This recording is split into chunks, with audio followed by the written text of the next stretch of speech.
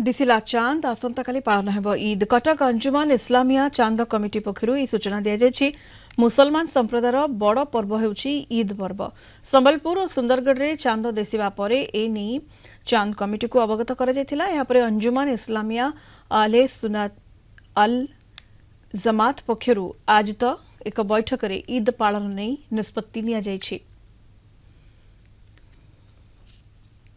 आज 29 रमजान आमर कटक सहर में चांद कमिटी आमर बैठक बसला।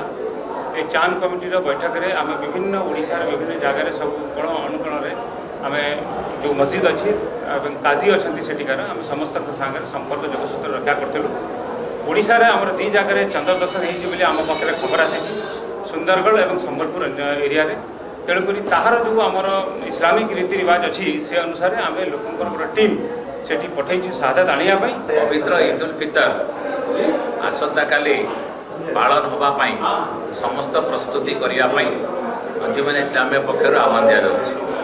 आपण जानिबे इस्लाम धर्मर विधि व्यवस्था अनुसार चंद्र दर्शन ओडिशार विभिन्न प्रांतर होइतिले मध्य जेहेतु इस्लामिक विधि व्यवस्था अनुसार तार शहादत आसिया कथा जी देखी सी आसिकी शहादत देवे जे आम चंद्र दर्शन करूँ। जेहेतु कटक रे चंद्र दर्शन है ना तेणु विधिवत भाव में वर्तमान यह घोषणा हो पारना ईद उल फितर जहाँ भी हो कटक सहरवासी समस्ते प्रस्तुत रहा पड़ो आसंता काली